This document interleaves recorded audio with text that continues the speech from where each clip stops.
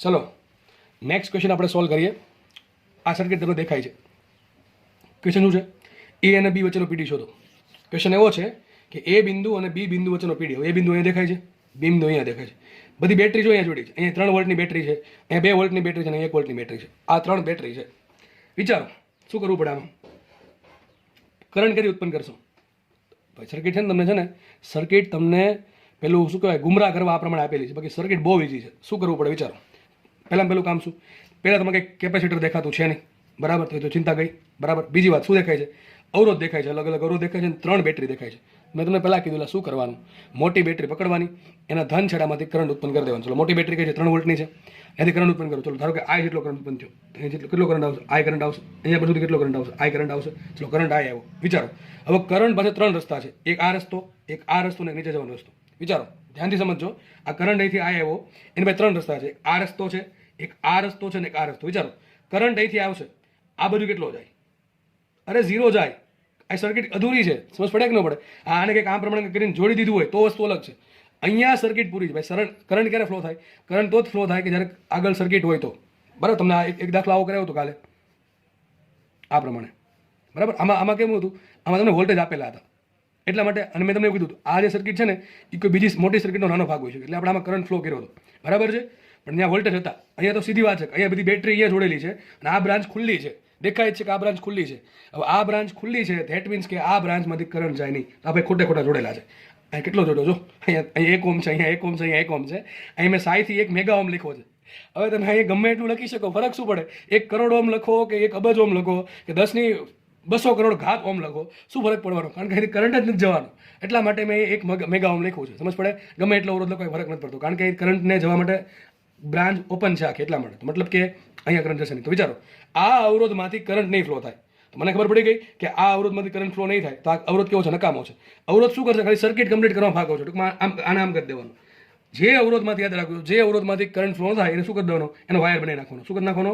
Wire બનાવી નાખવાનો. Direct આપણને જાદુ આપ્યું છે ભગવાને કે આપણે અવરોધમાંથી કરંટ પસાર નહીં થાય તો આપણે વાયર બનાવી નાખશું. તો વિચારો આ પોઈન્ટ એ છે તો આ પોઈન્ટ પણ એ થાય કે ન થાય? વચ્ચે જો આમાંથી કરંટ પસાર થયો હોત તો આ પોઈન્ટ ને આ પોઈન્ટ અલગ અલગ થાત. પણ હવે તો શું છે? અવરોધમાંથી કરંટ ફ્લો થતો નથી તો એ વાયર જ છે. માનો ને વાયર જ છે. એટલે આ 2 પોઈન્ટ સરખા. તો આ પોઈન્ટ એ છે ને આ પોઈન્ટ એ છે. આ પોઈન્ટ પણ એ છે. બે ચલો એ મળી ગયો. વિચારો આ પોઈન્ટ બી છે તો આ પોઈન્ટ પણ બી જ થવાનો છે. ખાલી ખોટો વાયર જોડ્યો તમને ત્યાં, બરાબર. તો ક્વેશ્ચન શું છે? એને બી વચ્ચેનો પીડી. હવે એને બી વચ્ચેનો પીડી ક્યારે મળે? તમને કરંટ મળે તો. કંઈ આપણી સર્કિટ ઈઝી થઈ ગઈ છે. અહીંથી આ કરંટ આવે. ચલો થઈ ગયો. આગળ વધીએ. કરંટના 2 ભાગ પડશે. એક થોડોક કરંટ આ બાજુ જશે. ધારો કે આ બાજુ જવા દઈએ આપણે I1. કેટલો જવા દઈએ? I1. નીચે કેટલો જાય? I-I1. કેટલો જાય? I-I1. અહીંયા I2 નહીં લખવાનું. શું લખવાનું? I-I1. પછી અહીંથી આગળ વધશે. અહીંયા કેટલો આવશે? અહીંયા આવશે I-I1. અહીંયા આવશે I-I1 અને અહીંથી કેટલો આવશે? I1 આવશે. બેનો થોડો થશે I, પછી ઉપર પાછો I કરંટ પહોંચી જશે. એટલે સર્કિટ થઈ ગઈ કમ્પ્લીટ, વ્યવસ્થિત, બરાબર. હવે શું કરવાનું છે? વિચારો તમારા પાસે 2 વેરિયેબલ છે. I નથી ખબર અને I1 નથી ખબર. તો મારી પાસે 2 વેરિયેબલ છે. તમારે 2 સમીકરણ બનાવવા પડે. એક સમીકરણ આપણે જો કોના માટે? હવે આમાં તમે ગમે એટલા બંધગાળા લઈ શકો. એક આ બંધગાળો લઈ લે, એક નીચેનો લઈ લે. ચાલશે કે નહીં ચાલે?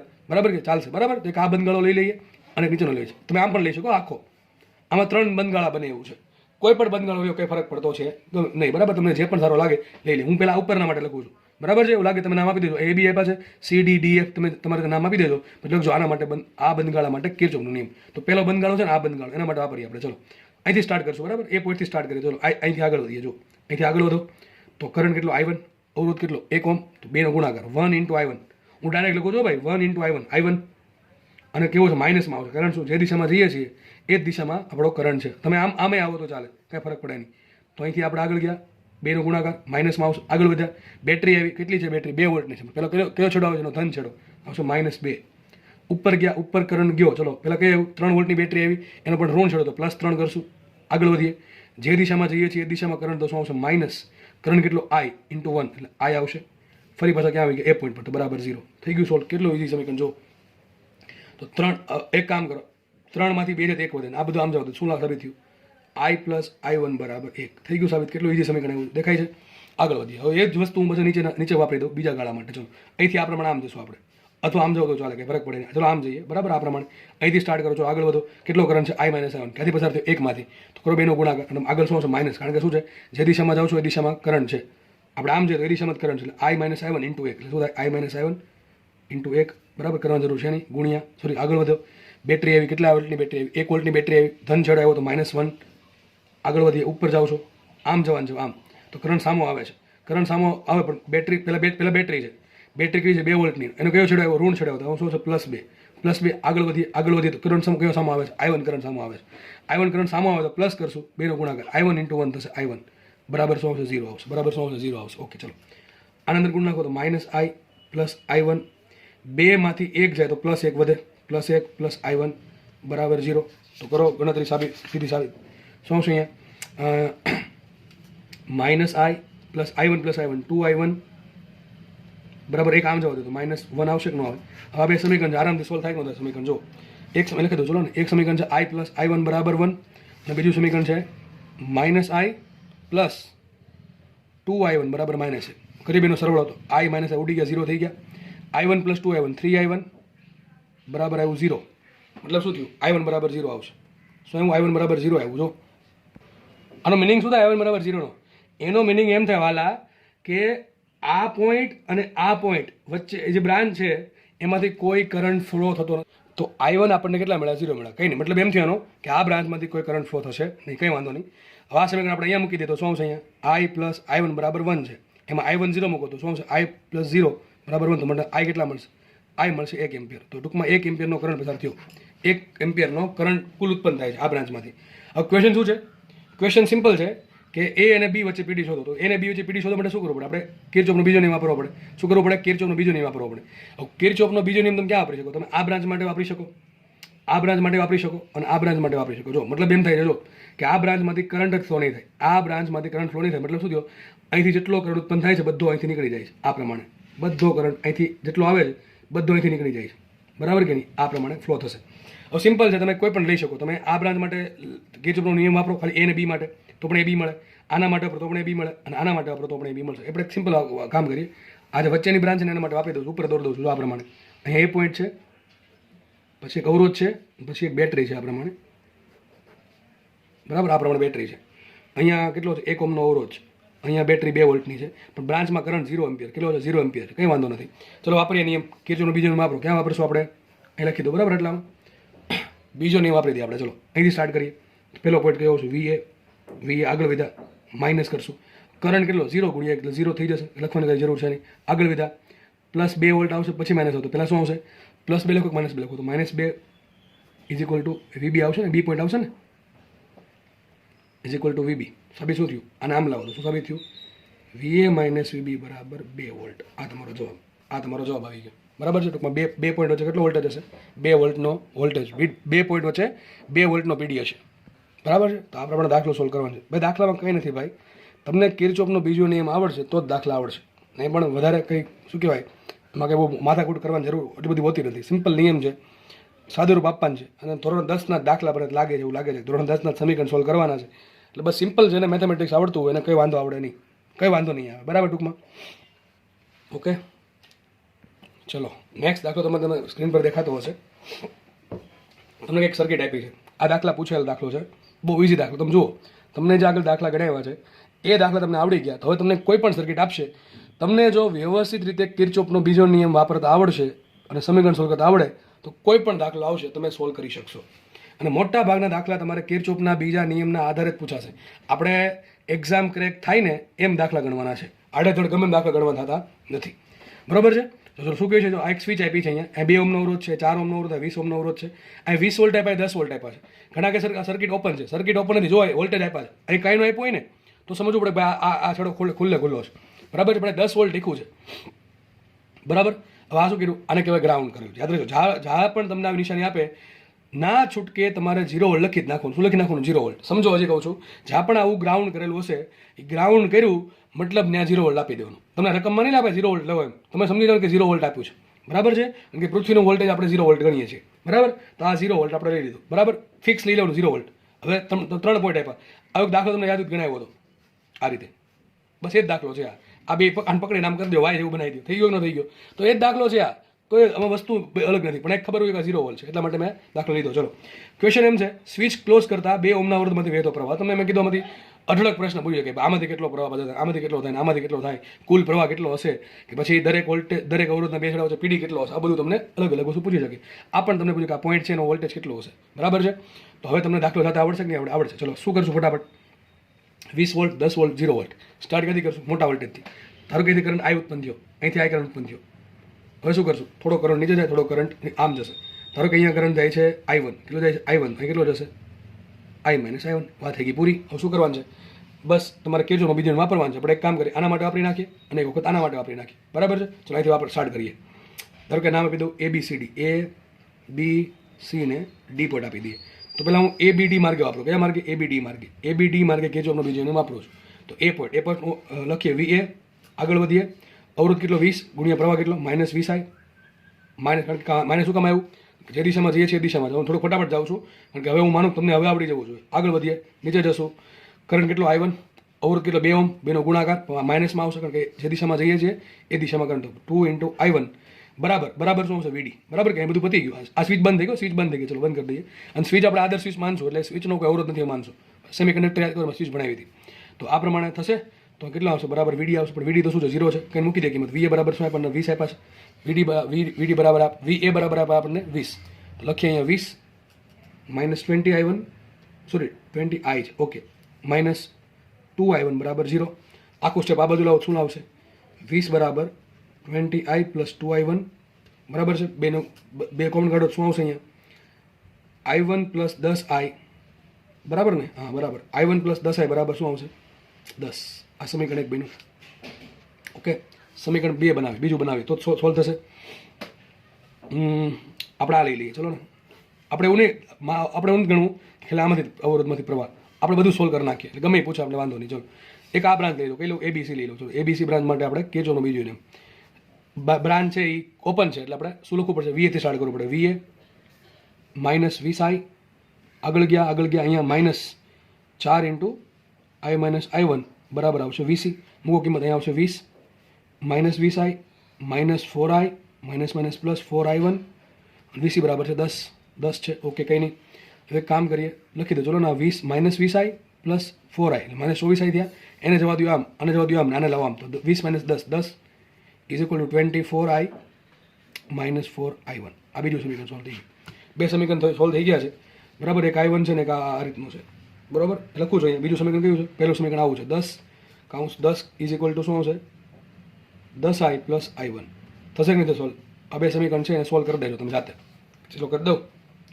ચલો કરી દઉં ભાઈ, વાંધો નહીં. જો ને એક કામ કરવાનું, 4 વડે ગુણ નાખું. -4I + 4 ઉડી જાય અને 4 વડે ગુણો.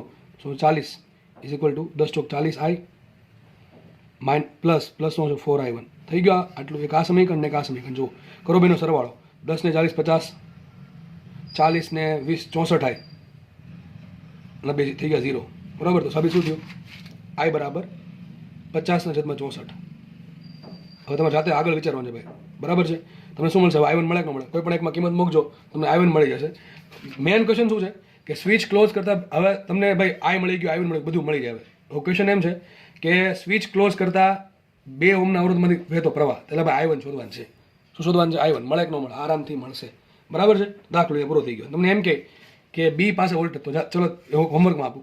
B પાસે વોલ્ટેજ કેટલું આરામથી મળે, એટલે આમને મળી જાય. અહીંથી VA -20 × I બરાબર VB. હવે I ની કિંમત મૂકી દો, મળી જાય VB મળી ગયું. બાકી બીજું શું પૂછે? દરેક અવરોધના બે છેડા વચ્ચે PD પણ પૂછે. એ બધું આવડશે બધાને? ઓકે.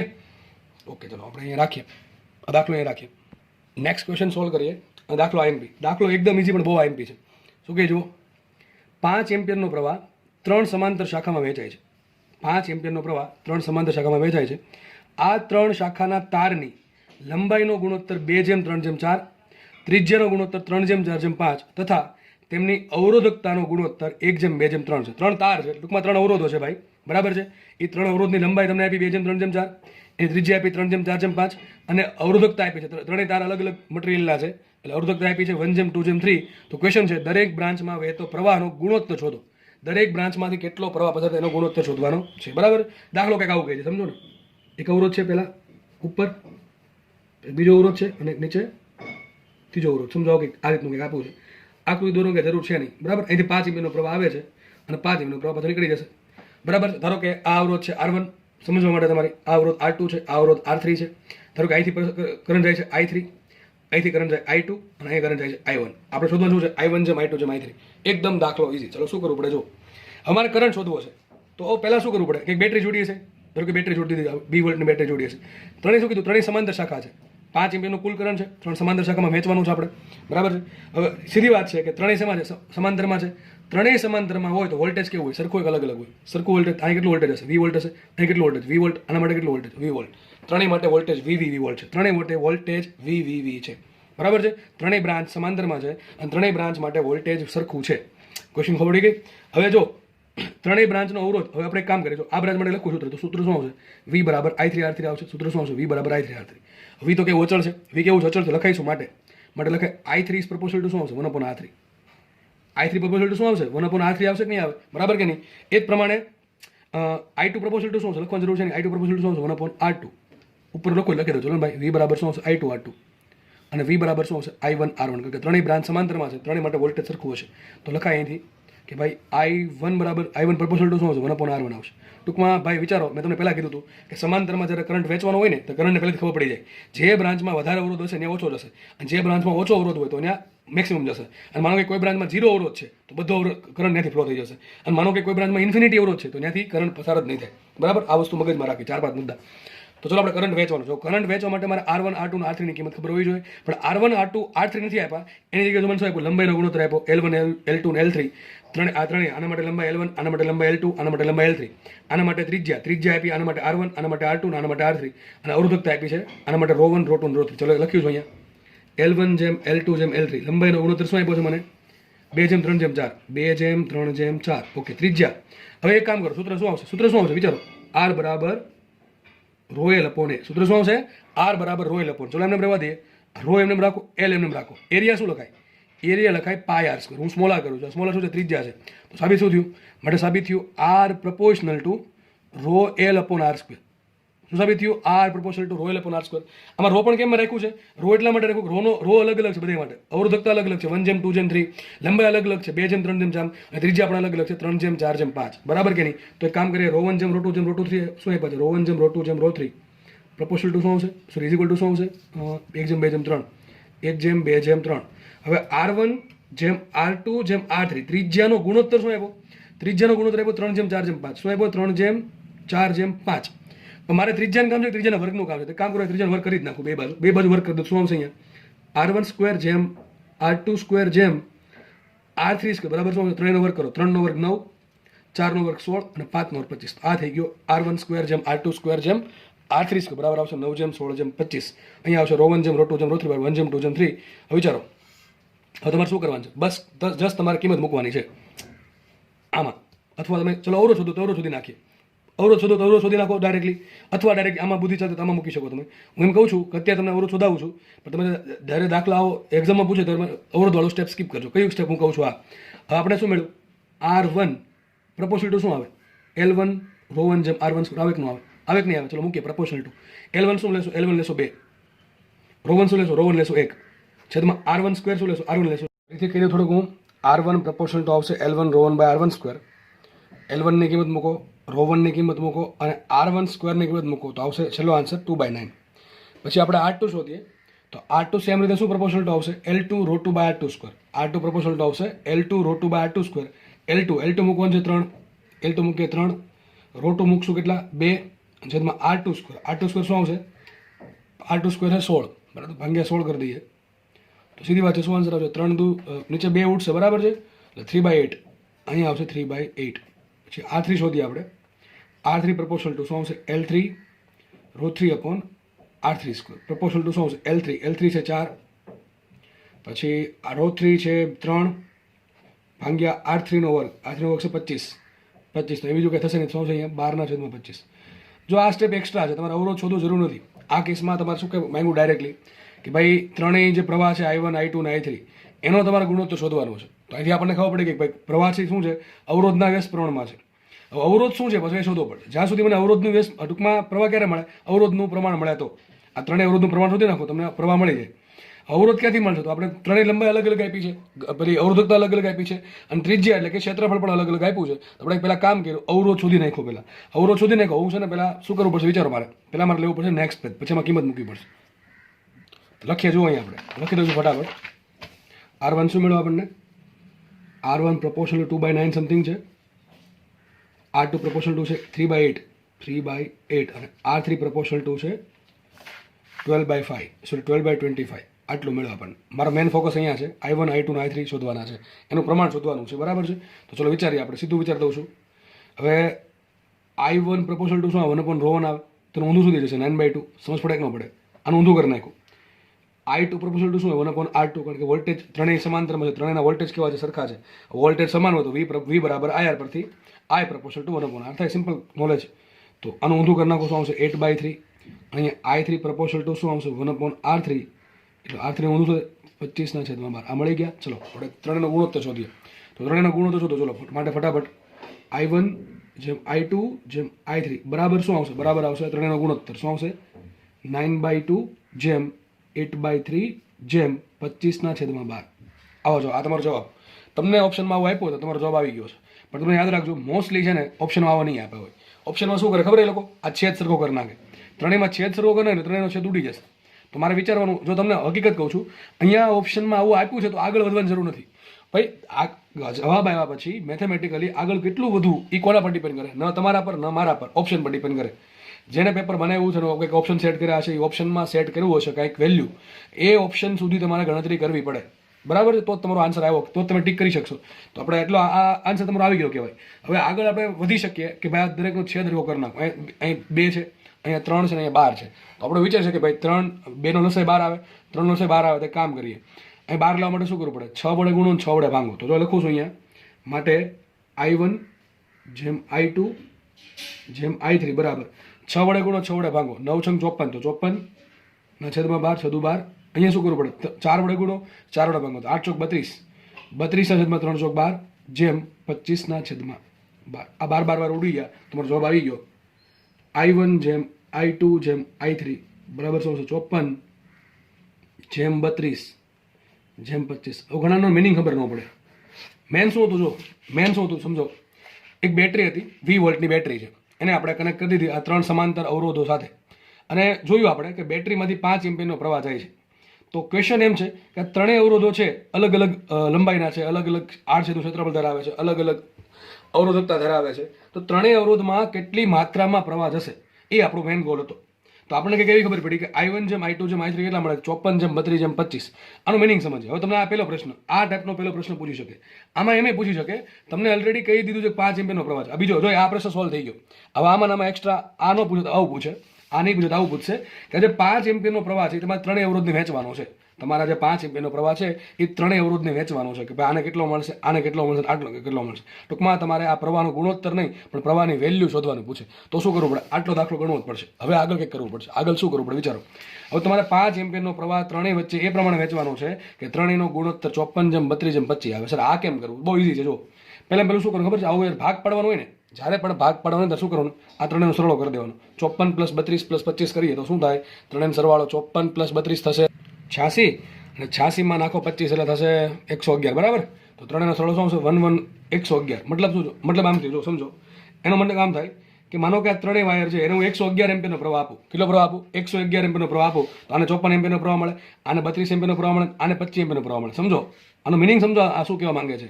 ત્રણેય પ્રવાહનો ગુણોત્તર 54 જેમ 32 જેમ 25 છે. તો ત્રણેયનો સરવાળો કરી દેવાનો. શું આવશે? સરવાળો 111 આવશે, બરાબર?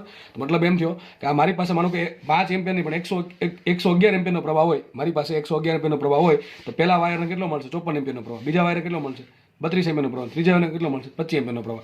તો વિચારો સિમ્પલ કે ભાઈ 111 એમ્પિયરના પ્રવાહ હોય તો આને 54 મળે, તો 5 કેટલા મળે? આવડે કે ન આવડે? એવું 111 એમ્પિયરનો પ્રવાહ હોય તો આને કેટલો મળે? 54 મળે. પણ આપણે પાસે 111 નથી, કેટલો છે? 5 નો છે. તો કેટલો મળશે? તો લખું છું અહીંયા I1 ની કિંમત શું આવશે? I1 ની કિંમત ડાયરેક્ટ લખી નાખું. જો એવું લાગે તો કીધું ત્રિપદી બતાવી દો સાઈડમાં કે 111 એમ્પિયરનો પ્રવાહ હોય તો પહેલાના ભાગમાં કેટલો આવે? 54 એમ્પિયર આવે. તો મારી પાસે 111 ની પણ 5 એમ્પિયર, તો 5 એમ્પિયર કેટલા? તો શું કરવાનું? જો આ પ્રમાણ ગુણ્યા 5, જે પ્રવાહ આપ્યો કેટલો આપ્યો? 54 ભાગ્યા 111 કરી દેવાનું. ટૂંકમાં શું કરવાનું સમજો. એને પોતાનો કેટલો મળે છે ભાગ્યા કુલ કેટલો છે. એને પોતાને કેટલો મળે? 54 ભાગ્યા શું કરશો? 111. કારણ કયું? ત્રિપદી પરથી આવ્યું. ઇન્ટુ શું કરશો? જે પ્રવાહ આપણને આપ્યો છે 5. તો શું આવશે આન્સર? વિચારો રાતે. માટે I1 બરાબર શું આવશે? 54 ગુણ્યા 5 કરવા હોય તો કરો. ચલો 4 × 5 = 20, વધી પડી 2, પચું 2 27, 270 ભાગ્યા 111. આ જે આન્સર આવતો હોય એટલો પ્રવાહ મળશે. 5 એમ્પિયરમાંથી આના ભાગમાં એટલો આવશે. આગળ ગણતરી કરવાની જરૂર નથી, બરાબર?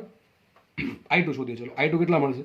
તો 111 એમ્પિયરનો પ્રવાહ હોય એમાંથી આને 32 એમ્પિયરનો પ્રવાહ મળે છે, એમાંથી આને 32 મળે છે. તો 5 એમ્પિયર એટલે શું કરવાનું? 32 કુલ કેટલો મળે છે છેદમાં કેટલામાંથી મળે છે? કુલ કેટલામાંથી મળે છે? તો 111 માંથી 32 મળે તો 5 કેટલો મળે? ઇન્ટુ 5 કરી દો. 32 50 થશે 160. 160 ભાગ્યા 111 આટલો પ્રવાહ મળશે આને. અને I3 શું આવશે? I3 કે ભાઈ 111 એમ્પિયરના પ્રવાહમાંથી એને 25 મળે, બરાબર છે? તો 25 ભાગ્યા 111 કરો, કુલ કેટલો મળે છે? કેટલામાંથી મળે? મને ભાગાકાર ગુણ્યા શું કરો? 5. 25 પંચા આવશે 125, તો આવશે 125 છેદમાં 111 એમ્પિયર. આ તમારો જવાબ આવી ગયો. બીજું કાંઈ નવીન છે નહીં, બરાબર? આ જવાબ આવી ગયો તમારો વધે દાખલાનો. તો તમને આ પ્રવાહ આપી દીધો છે 5 એમ્પિયર, એટલે આપણે ગણતરી કરી શકો. પણ તમને પ્રવાહ ન આપે તો તમારો આન્સર અહીંયા આવી ગયો. ભાઈ આટલું 54 જેમ 32 જેમ 25 આટલો પ્રવાહ અલગ અલગ બ્રાન્ચમાં જશે. તો સીધી વાત છે, જો જેટલો મોટો અવરોધ એટલો ઓછો પ્રવાહ. કારણ શું? અરે V બરાબર IR. V તો ચલો અચળ છે, સમાંતર છે, એટલે તો I કોનો મોટો? જેનો R નાનો હશે એનો પ્રવાહ વધારે હશે. તો જે બ્રાન્ચમાં અવરોધ નાનો હોય એ બ્રાન્ચમાં સૌથી વધારે પ્રવાહ જાય. આપણે દેખાય છે કે પહેલી બ્રાન્ચમાં 54 પ્રવાહ ગયો, 111 માંથી 54 એમ્પિયર એમાં જાય. 111 પ્રવાહ હોય કુલ, તો 54 માં ભાગનો એટલે કે 54 એમ્પિયરનો પ્રવાહ પહેલી બ્રાન્ચમાં જશે. બીજી બ્રાન્ચમાં 32 માં ભાગનો એટલે કે 32 એમ્પિયરનો પ્રવાહ, અને ત્રીજી બ્રાન્ચમાં 25 માં ભાગનો એટલે કે 25 એમ્પિયરનો પ્રવાહ છે. જો 111 એમ્પિયરનો પ્રવાહ હોય તો આ તમારો જવાબ આવી ગયો. 270/111, 160/111 અને 125/111. આ તમારો જવાબ થઈ ગયો. તો ભાઈ આવા દાખલા પૂછાય છે, અને આવા દાખલા આવડવા જ જોશે. બધા લોકોને આવા દાખલા આવડવા ફરજિયાત છે, બરાબર? આમાં બીજું કંઈ નવીન છે નહીં એટલા માટે, બરાબર? આગળ વધીએ આપણે. ચલો નેક્સ્ટ દાખલો IMP દાખલો, એકદમ ઇઝી દાખલો, અને જીમાં પૂછેલ દાખલો લગભગ છે, બરાબર? કદાચ જીમાં પૂછેલ દાખલો છે આ. આપણો દાખલો શીખવાનો છે ભાઈ. અને તમારામાંથી ઘણા લોકો જો દાખલો આવડતો હોય તો જાતે પણ ટ્રાય કરી શકો છો. તમને સર્કિટ આપેલ છે, 18 વોલ્ટની બેટરી છે, 18 વોલ્ટની બેટરી છે, એને આ પ્રમાણે 400 ઓહ્મનો અવરોધ, 100 ઓહ્મનો અવરોધ અને 500 ઓહ્મનો અવરોધ જોડેલો છે. નીચે એક R અવરોધ જોડેલો છે. હવે ક્વેશ્ચન તમને આવો પૂછ, જવાબ આ દાખલો મોસ્ટ ટાઈમ આવો દાખલા બહુ પૂછશે. તમને એકાદા અવરોધનો વોલ્ટેજ આપી દે, એકાદા અવરોધનો પ્રવાહ આપી દે, પૂછે બીજા અવરોધનું મૂલ્ય કેટલું હશે, ને વોલ્ટેજ કેટલો હશે, પ્રવાહ કેટલો હશે. આવા આખી સર્કિટ સોલ્વ કરવાનું પૂછે, બરાબર છે? એક તો શું થઈ શકે, આ 18 વોલ્ટનો આ 18 વોલ્ટ આપી દો અને અહીંયા R આપી દો, R ને કંઈક કિંમત ચલો આપી દો તમને. અને તો શું મળે તમને? બધા એમ આપણા દાખલા તો એવા જ ગેડા છે કે તમને બધી વેલ્યુ ખબર હોય, બધા અવરોધો ખબર હોય, અને સર્કિટમાંથી પ્રવાહ કેટલો હશે, કોઈ અવરોધમાંથી કેટલો પ્રવાહ પસાર થાય છે, કેટલો બે છેડા વચ્ચે કેટલો અવરોધ હશે, સોરી બે છેડા વચ્ચે કેટલો વોલ્ટેજ હશે. આપણે દાખલા ગણ્યા છે, પણ આમાં ઉલટું કર્યું લોકો. શું કર્યું છે? તમને બધું આપી દીધું, એ ખાલી R નો આપ્યો. બીજી એની જગ્યાએ શું આપ્યું? R શોધવા માટે ક્લુ આપ્યો. ક્લુ શું છે કે જે 500 ઓહ્મનો અવરોધ છે એના બે છેડા વચ્ચે 5 વોલ્ટનો પીડી છે. શું કહી છે? જે 500 ઓહ્મનો અવરોધ છે એના બે છેડા વચ્ચે વોલ્ટેજ એટલે પીડી કેટલો છે? 5 વોલ્ટ. ટૂંકમાં 500 ઓહ્મનો અવરોધ અહીંયા છે, તો વિચારો અહીંથી લઈને આ પોઈન્ટ, આ બે પોઈન્ટ વચ્ચે વોલ્ટેજ કેટલું છે? 5 વોલ્ટ છે, એમ કીધું તમને. તો ક્વેશ્ચન એવો છે, આનું મૂલ્ય કેટલું હશે? કેમ કઈ રીતે મળે? જાતે વિચારો કઈ રીતે મળશે? સર્કિટ સોલ્વ કરવાની. સર્કિટ સોલ્વ કરવાનું સ્ટાર્ટ કરી દીધું, અહીંથી કરશું? ના સર, અહીંથી તો ન થાય. કારણ શું? અહીંથી મારે સ્ટાર્ટ કરવું શું આપવું પડે? પ્રવાહ આપવો પડે. હવે પ્રવાહ કેટલો ઉત્પન્ન થાય કેમ ખબર પડે? પ્રવાહ તો આપણે ખબર ના પડે, કારણ કે આપણે સર્કિટ તો ખબર નથી, R ખબર નથી, એટલા માટે. તો એક બે રીત છે કે બધાનો સમતુલ્ય અવરોધ શોધી નાખો, બરાબર છે? સમતુલ્ય શોધી નાખો અને એના પરથી આપણે R મળે. પણ એ બહુ લાંબુ પડે, એના કરતાં સિમ્પલ વસ્તુ એ છે, વિચારો કે દાખલો આપણે અહીંથી ગણવાનું સ્ટાર્ટ કરશું. આની પાસે કેટલા વોલ્ટેજ? 5 વોલ્ટ છે. વિચારો, આવું વિચારવાનું છે. હવે દાખલો ઘણી બધી રીતે સોલ્વ થઈ શકે, પણ તમને એકદમ બેઝિક અને ઇઝી રીત કહી દો. ચલો, બરાબર છે? ફટાફટ કરશું આપણે. આ 500 ઓહ્મનો અવરોધ છે, એનો વોલ્ટેજ 5 વોલ્ટ છે. અને આને કઈ વસ્તુ આપી? આનો અવરોધ આપ્યો, આનો વોલ્ટેજ આપ્યો. શું નથી આપ્યું? આનો પ્રવાહ. ભાઈ 3 વસ્તુ મેન યાદ રાખવાની. કોઈ પણ સર્કિટમાં 3 વસ્તુ: વોલ્ટેજ, પ્રવાહ અને અવરોધ. હવે આ અવરોધનું મૂલ્ય મને ખબર છે, એનો વોલ્ટેજ ખબર છે, તમને પ્રવાહ ખબર ન પડે. ચલો, કેટલો પ્રવાહ હશે? ફટાફટ ગણતરી કરું છું. અને હું છે ને સિમ્પલ ગણતરી કરીશ, બરાબર? આડાવડી તો ટૂંકમાં તમારે વ્યવસ્થિત તમારે ચોપડામાં લખવાની છે. તો પહેલાં શું શોધીશ? આનો પ્રવાહ શોધીશ. ચલો, પ્રવાહ શું હોય? I બરાબર, તો કંઈ ખબર ન પડે શું કરવાનું? V બરાબર IR, તો I બરાબર V/R. તો V/R મૂકી દો, તો શું આવશે? અહીંયા 5/500 આવશે કે નહીં આવે? 5/500 તો શું આવશે? 1/100. હવે 1/100 લખવા કરતાં કામ લખાય, અને 10 વડે ગુણ્યા 10 વડે ભગાય. તો ઉપર શું આવશે? 10 આવશે, નીચે શું આવશે? 1000 આવશે. તો 10/1000 ને 10 મિલી એમ્પિયર. મને પ્રવાહ મળી ગયો. ચલો, આનો પ્રવાહ મળી ગયો, આ અવરોધનો પ્રવાહ મળી ગયો. ખબર પડે કે ન પડે? આટલું સિમ્પલ બહુ એકદમ સિમ્પલ દાખલો છે, અને આવા દાખલા જ પૂછાય છે. હું તમને હજી કહું છું, જીમાં નીટમાં આવા દાખલા વધારે પૂછાય, બરાબર? આખી સર્કિટ સોલ્વ કરવાની નહીં પૂછે, પણ આવું બધું પૂછે. તમને ખબર પડે કે તમારી બુદ્ધિ કેટલી છે આના પરથી. તો ચલો, આનો અવરોધ મળી, આનો અવરોધ ખબર છે, આનો વોલ્ટેજ ખબર છે, તો મને પ્રવાહ ખબર પડી ગયો. આ અવરોધમાં 10 મિલી એમ્પિયરનો પ્રવાહ છે. કઈ દિશામાં પ્રવાહ છે? વિચારો, અહીંથી પ્રવાહ ઉત્પન્ન થયો હશે, અહીંયા સુધી પ્રવાહ આવ્યા જશે, બરાબર છે? અહીંયા સુધી પ્રવાહ આવ્યા જશે, અહીંથી પ્રવાહના ભાગ પડે, થોડોક પ્રવાહ અહીંયા જશે, થોડોક પ્રવાહ અહીંયા જશે. તો થોડોક પ્રવાહ અહીંયા ગયો, અહીંયા જે પ્રવાહ હશે, આ બે અવરોધ શેમાં છે? વિચારો, આ બંને અવરોધ શ્રેણીમાં છે. એમાં આ અવરોધમાંથી ફરજિયાતપણે 10 મિલી એમ્પિયરનો પ્રવાહ પસાર થવો જ જોશે, કારણ કે તો જ એનો અવરોધ છે 500 ઓહ્મનો રહે, અને એનો વોલ્ટેજ 5 વોલ્ટનો છે. મતલબ ખબર પડી ગઈ મને કે આ અવરોધમાંથી પ્રવાહ કેટલો હશે? 10 મિલી એમ્પિયરનો. કેટલો છે? 10 મિલી એમ્પિયર. થોડુંક વિચારો. હવે આ અવરોધ ને અવરોધ શેમાં છે? આ બંને અવરોધ શેમાં છે? શ્રેણીમાં છે. તો જેટલો પ્રવાહ આમાંથી જતો હશે એટલો જ પ્રવાહ આમાંથી જતો હોય કે નહીં જતો હોય, તો આનો પ્રવાહ પણ મળી ગયો. કેટલો મળે? 10 મિલી એમ્પિયર. આ પહેલા જેવું છે, એક ક્લુ આપ્યું છે, ધીમે ધીમે ધીમે ધીમે બધા ક્લુ મળતા જશે. બરાબર. પોલીસના હાથમાં એક સબૂત મળે, ધીમે ધીમે ચેન આખી બનતી જાય, ને આખી ચેનથી પેલો જે ગુનેગાર છે પકડાય છે. તેના જેવું છે. આપણને આનો પ્રવાહ મળ્યો. તો આ બે શેમાં છે? સમાંતર શ્રેણીમાં છે. જેટલો પ્રવાહનો હશે એટલો પ્રવાહનો હશે. બે સમાંતરમાં શું કરવાનું? કંઈ નહીં. આને 5 વોલ્ટ, આને પણ 5 વોલ્ટ મળે. બરાબર. તો તમને ઘણું બધું સોલ્વ થઈ શકે. જુઓ, હવે આગળ વધીએ આપણે. તો વિચારો, મને આનો 5, હવે જો આને તમને અવરોધ આપ્યો, આનો તમને શું મળી ગયો? પ્રવાહ મળી ગયો. શું નથી આમાં આપ્યું? આનું શું ઘટે? આનો અવરોધ ખબર છે, આનો પ્રવાહ ઘટે. શું ઘટે? શું? વોલ્ટેજ ઘટે. 3 વસ્તુ વિચારવાની. VIR. તો 2 વસ્તુ આપી, ત્રીજી વસ્તુ શોધી નાખવાનું. આનો અવરોધ ખબર છે, આનું શું મને મળી ગયું? પ્રવાહ મળી ગયો. વોલ્ટેજ મળે કે નહીં મળે? હું ડાયરેક્ટ લખું છું વોલ્ટેજ કેટલો હશે. તો V બરાબર શું સૂત્ર આવશે? V બરાબર IR. V બરાબર IR. હું ભાઈ આના માટે લખું છું. બરાબર. I કેટલું છે? 10 મિલી એમ્પિયર. 10 મિલી એમ્પિયર ઇન્ટુ અવરોધ કેટલો? 100 નો. મિલી કાઢવા માટે શું કરવું પડે? 100 વડે 1000 વડે ભાંગવા પડે. 1000 ઇન્ટુ 100 100 આવશે. તો 1000 ભાંગ્યા 1000 થાય 1 વોલ્ટ. મતલબ ખબર પડી ગઈ. આનો પીડી કેટલો હશે? આનો પીડી 1 વોલ્ટ હશે. ખબર પડી? ખબર પડી. તો એક વસ્તુ મળે એટલે બીજી બધું ધીમે ધીમે મળતી જશે. તો મને ખબર પડી ગઈ. ચલો હવે સમજો, ખાસ સમજો. હવે આ અવરોધ છે, વોલ્ટેજ કેટલું? 1 વોલ્ટ આવ્યું. આ અવરોધ છે, વોલ્ટેજ કેટલું? 5 વોલ્ટ આવ્યું. બે અવરોધ શેમાં છે? શ્રેણીમાં છે, સમાંતરમાં છે? સર, બંને અવરોધ શ્રેણીમાં છે. બંને અવરોધ શ્રેણીમાં છે, તો આ બે છેડા વચ્ચે વોલ્ટેજ કેટલું? 5 અને 6 વોલ્ટ. મતલબ સમજો, આ પોઈન્ટ અને આ પોઈન્ટ વચ્ચે વોલ્ટેજ 6 વોલ્ટ આવ્યું.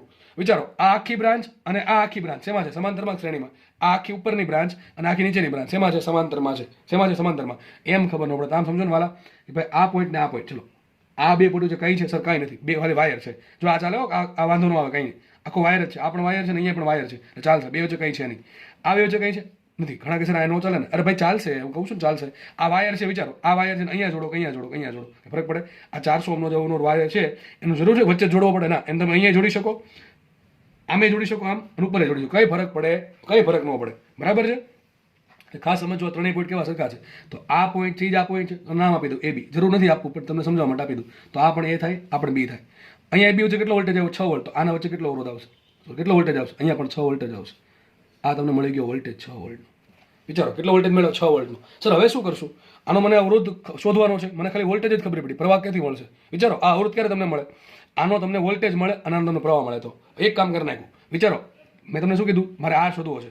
આર શોધવા માટે કોની જરૂર પડે? મારે વોલ્ટેજની, પ્રવાહની. ચલો, વોલ્ટેજ તો મળી ગયો, પ્રવાહ ક્યાંથી મળશે? સો 10 મિલી એમ્પિયરનો પ્રવાહ થાય? ના સર, 10 મિલી એમ્પિયર તો અહીંયા થશે, કારણ કે આ બે શ્રેણીમાં છે એટલા માટે. તો આપણને જે પ્રવાહ મળશે, તો પ્રવાહ સર અહીંયાની મળે શું કરવું પડે? કંઈ નહીં, બેટરી આપી દો, એનો કંઈક યુઝ કરવો પડશે. વિચારો, થોડીક બુદ્ધિ વાપરો. થોડીક દાખલો પતી ગયો છે. વિચારો, અહીંયા આ ઝુમખાને કેટલા વોલ્ટેજ મળે? 6 વોલ્ટ મળે. નીચે પણ કેટલા મળે? 6 મળે. બે ની ભેગા કેટલા મળે? ઘણા કે સર 12 વોલ્ટ. અરે ટોપા સમાંતરમાં છે, એમ કહું. આ બેટરી જોડ દો. ચલો, આ 20 વોલ્ટની બેટરી, આને કેટલા મળે? 20 મળે. આને કેટલા મળે? 20 મળે. કુલ 2V થાય, ખાલી 20 થાય. તો બે આની વચ્ચે કેટલા? 6 વોલ્ટ છે. આની વચ્ચે 6 છે. તો આ બે આખું સમાંતરમાં જે ઝુમકું છે એ કેટલા લે? 6 વોલ્ટ લઈ લે. સમજ પડે કે ન પડે? સમજ પડે. પેલી બ્રાન્ચને 5 ને 6 વોલ્ટ મળે. નીચેના અવરોધ સમાંતરમાં છે, એને પણ 6 વોલ્ટ મળશે. અને બે સમાંતરમાં જ છે. બે સમાંતરમાં હોય તો આને 6 વોલ્ટ મળ્યા, આને 6 વોલ્ટ મળ્યા. બેના વોલ્ટેજ સરખા થાય તો જ સમાંતરમાં કહેવાય. તો આ પણ સમાંતરમાં, બે સમાંતરમાં છે. તો આખું ઝુમકું કેટલા લેશે? આ 6 વોલ્ટ, આ 6 વોલ્ટ. ને કુલ 12 નથી કરવાના. વોલ્ટેજનો સરવાળો ક્યાં થાય? શ્રેણીમાં થાય. પ્રવાહનો સરવાળો ક્યાં થાય? સમાંતરમાં થાય. બરાબર કે નહીં? તો આપણે વસ્તુ યાદ રાખજો. તો બંને વચ્ચે આખા ઝુમખાને 6 વોલ્ટ મળે છે. કુલ બેટરી કેટલી છે? 18 વોલ્ટની છે. હું આવું માની શકું કે આખું ઝુમકું પ્લસ આ 400, આખું ઝુમકું પ્લસ અને આ 400, બે શેમાં છે? આ આખું ઝુમકું ના 400 શેમાં છે? શ્રેણીમાં છે. શેમાં છે? શ્રેણીમાં. આ 400 જોડે આ આખું ઝુમકું શ્રેણીમાં જોડેલું છે. તો આ આખા ઝુમખાને 6 વોલ્ટ મળતા હોય તો આના ભાગમાં કેટલા આવે? 12 વોલ્ટ આવે. કેમ? કુલ બેટરી 18 વોલ્ટની છે. 18 વોલ્ટની બેટરી શું કરશે? આને એક વોલ્ટેજ આપશે અને આખા ઝુમખાને એક સરખો વોલ્ટેજ આપશે. કારણ શું? એક તો આ અને આ ઉપરની બ્રાન્ચ બે સમાંતરમાં છે, એટલે આને 6 વોલ્ટ આપ્યા તો આને પણ 6 વોલ્ટ આપશે. હવે જોશે ભાઈ કે પ્રવાહના આધારે, સોરી, અવરોધના આધારે આને 5 વોલ્ટ મળશે, આને 1 વોલ્ટ મળશે. બરાબર. V બરાબર IR. V બરાબર IR. બે શેમાં છે? શ્રેણીમાં છે. બેનો પ્રવાહ શું હોય? સરખો હોય. તો V પ્રપોર્શનલ ટુ R. જેનો અવરોધ મોટો એને વોલ્ટેજ વધારે. આ 500 છે, આ 100 છે, તો આને 5 મળે અને 1 મળે 6 વોલ્ટમાંથી. સમજ પડે ને? તો બધું ભેગું થાય છે. હવે મને ખબર પડી કે આને 12 વોલ્ટ મળે. આના મને 12 વોલ્ટ મળી ગયા. આનો અવરોધ મને ખબર, આનો પ્રવાહ મળે કે ન મળે? ચલો, આનો પ્રવાહ શોધીએ આપણે. આનો પ્રવાહ શોધું છું. ચલો, I બરાબર શું આવશે? સીધું મૂકીએ V ના છેદમાં R. V ના છેદમાં. ચલો, V કેટલા છે? V છે 12, છેદમાં આવશે 400. બરાબર કે નહીં? તો 12 ના છેદમાં 400 શું? તો 1 ને ઉપર આવશે ને 3. 3 ના છેદમાં 100. શું કરે? 10 વડે ગુણે 10 વડે ભાંગે તો શું થઈ ગયું? 30 મિલી એમ્પિયર. તો દાખલો સોલ્વ થઈ ગયો. હવે તો મતલબ કે મને પ્રવાહ મળી ગયો. કુલ પ્રવાહ મળી ગયો. કેટલો મળ્યો? 30 મિલી એમ્પિયર. મતલબ એમ ખબર પડી ગઈ કે આ 400 ઓહ્મનો અવરોધ છે એમાંથી 30 મિલી એમ્પિયરનો પ્રવાહ પસાર થાય છે. એ પ્રવાહ ક્યાંથી અહીંથી આવ્યો? જો બેટરીનો પ્રવાહ મળે છે. તમને આમે પ્રશ્ન પૂછી શકે, તમને આટલો પ્રશ્ન પૂછી શકે કે આ જે બેટરી છે એમાંથી કેટલો પ્રવાહ છે? શું છે? 30 મિલી એમ્પિયર. બધું ભેગું થઈ ગયું. 18 વોલ્ટની બેટરી છે, એના ધન છેડામાંથી 30 મિલી એમ્પિયરનો પ્રવાહ ઉત્પન્ન થયો. આગળ વધ્યો પ્રવાહ. આ 400 ઓહ્મનો અવરોધ છે, એમાંથી 30 મિલી એમ્પિયરનો પ્રવાહ પસાર થાય, તેને કેટલા મળે? 12 વોલ્ટ મળે. ચલો આગળ વધ્યા. હવે 30 મિલી એમ્પિયરનો પ્રવાહ છે, એના બે ફાટા પડે છે, કારણ કે બે બ્રાન્ચમાં છે, સમાંતરમાં છે. હવે સમાંતરમાં હોય તો પ્રવાહના ભાગ પડે. તો ઉપરની બ્રાન્ચમાં કેટલો પ્રવાહ ગયો? 10 મિલી એમ્પિયર ગયો. તો નીચેની બ્રાન્ચમાં કેટલો જાય? 20 મિલી એમ્પિયર. કેટલો ઈઝી દાખલો જુઓ. તો મને અવરોધ R છે, એનો પ્રવાહ મળી ગયો 20, કુલ પ્રવાહ કેટલો? 30 મિલી એમ્પિયર. ઉપર કેટલો ગયો? 10 મિલી એમ્પિયર. નીચે કેટલો ગયો? 20 મિલી એમ્પિયર. તો નીચે પ્રવાહ આવ્યો 20 મિલી એમ્પિયર. નીચે વોલ્ટેજ કેટલા? 6 વોલ્ટ છે. તો વિચારો, નીચેના અવરોધ જે R છે એના માટે તમને વોલ્ટેજ કેટલું મળ્યું? 6 વોલ્ટ. એનો પ્રવાહ કેટલો મળ્યો? 20 મિલી એમ્પિયર. તો એનો અવરોધ મળે કે ન મળે? આરામથી મળે. સૂત્ર શું? V બરાબર IR. તો R બરાબર શું આવશે? V ના છેદમાં I. શું આવશે? V ના છેદમાં I. ચલો મૂકો. V કેટલા છે? 6 વોલ્ટ ડિવાઇડેડ બાય શું કરશો? 20 મિલી એમ્પિયર. મિલીના 1000 ક્યાં જતું? ઉપર જતું. બરાબર કે નહીં? એટલે એમ્પિયર થઈ ગયું કે ન થઈ ગયું? ચલો આ તો આવડે બધાને. હવે 2 મિનિટ ઉડાડ 3 દૂન 6. શું 300 ઓહ્મનો અવરોધ આવે. કેટલો આવે? 300 ઓહ્મનો અવરોધ. આ અવરોધ જે હશે કેટલો હશે? 300 ઓહ્મનો અવરોધ હશે. આ તમારો જવાબ. કેટલો દાખલો ઈઝી છે. મજા આવે દાખલા ગણવાની. આવા દાખલા ગણવાની મજા આવે, કારણ કે બુદ્ધિ જ વાપરવાની છે, બીજું કંઈ છે નહીં. એટલું ખાલી યાદ રાખવાનું કે કોઈ અવરોધ મળે 3 વસ્તુમાંથી 2 વસ્તુ આપી. એકાદા અવરોધને આપી હશે, આગળ એક કડી મેળવતી જવાની, આખી સર્કિટ બનાવી નાખવાની. તો આપણે આખી સર્કિટ કમ્પ્લીટ કરી દીધી. આમાં તમને કોઈ પણ પ્રશ્ન પૂછે, આમ પ્રશ્ન પૂછે કે 100 ઓહ્મના અવરોધનો વોલ્ટેજ કેટલો? 1 વોલ્ટ. 400 ઓહ્મના અવરોધનો વોલ્ટેજ કેટલો? 12 વોલ્ટ. એનો પ્રવાહ કેટલો? 30 મિલી એમ્પિયર. આ R છે, એનું મૂલ્ય કેટલું? 300 ઓહ્મ. એનો વોલ્ટેજ કેટલો? 6 વોલ્ટ. એનો પ્રવાહ કેટલો? 20 મિલી એમ્પિયર. બેટરી કેટલા? 18 વોલ્ટની છે. કુલ પ્રવાહ કેટલો? 30 મિલી એમ્પિયર. કોઈ પણ પ્રશ્ન પૂછે તમને મળી જાય. તમને પૂછે A અને B પોઈન્ટ વચ્ચે કેટલો વોલ્ટેજ હશે? તો શું આવશે? 6 વોલ્ટ આવશે. બરાબર કે નહીં? તો આ પ્રમાણે દાખલો ગણવાનો થશે. બરાબર? દાખલો એકદમ ઈઝી છે, અને આવા દાખલા હવે ભવિષ્યમાં કોઈ પણ દાખલો તમારી સામે આવે, તમારે ગણતરી કરી દેવાની. મેં તમને એક શીખવાડ્યો છે, તમારે 50 પૂછાય કે 100 પૂછાય કે 2 પૂછાય, તમારે ગણતરી કરવાની છે આ રીતે જ. કોઈ પણ દાખલો. હવે વિચારો ભાઈ, આમાં કેટલા અસંખ્ય દાખલા. તમે જાતે તમારી જાતે 50 દાખલા તમે જાતે બનાવી શકો. 50 તમારી કેપેસિટી અનુસાર સર્કિટ ગમે બનાવો, અને બની શકે ત્યાં સુધી એ બનાવવાની સોલ્વ થાય. પાછી ગમે આડેધડ સર્કિટ નહીં, મન ફાવે એમ. બરાબર છે? તો કે સોલ્વ થઈ જાય પણ વાર લાગે. આપણે એવી સર્કિટ જ પૂછાશે કે જે ઓછા સમયમાં સોલ્વ થાય ને, થોડુંક બુદ્ધિ સ્માર્ટ વર્ક વધારે હોય, હાર્ડ વર્ક નહીં. બરાબર? એટલે ખોટી નિરર્થક ઘણા લોકો છે ને સર્કિટ સોલ્વ કરવામાં બહુ સમય બગાડશે. ભાઈ સમય બગાડતા નહીં, સર્કિટ પૂછાતી છે નહીં. જે સર્કિટ પૂછાશે હું કરાવી દઈશ. આવું વધારે પૂછે. આવું દરેકનો અવરોધ, દરેકનો પ્રવાહ, દરેકનું વોલ્ટેજ, એવું બધું પૂછાશે. અથવા ઘણી વખત આવું પૂછી નાખે કે બેટરી કેટલા વોલ્ટની હોય. બરાબર? એવું ટૂંકમાં બધી વસ્તુમાંથી કોઈ એક વસ્તુ નહીં આવે. આપણે ધીમે ધીમે એક કડી પરથી બીજી કડી શોધવાની, સોલ્વ કરવાનો, દાખલો સોલ્વ થઈ જશે. આગળ વધીએ આપણે. નેક્સ્ટ દાખલો જોઈએ.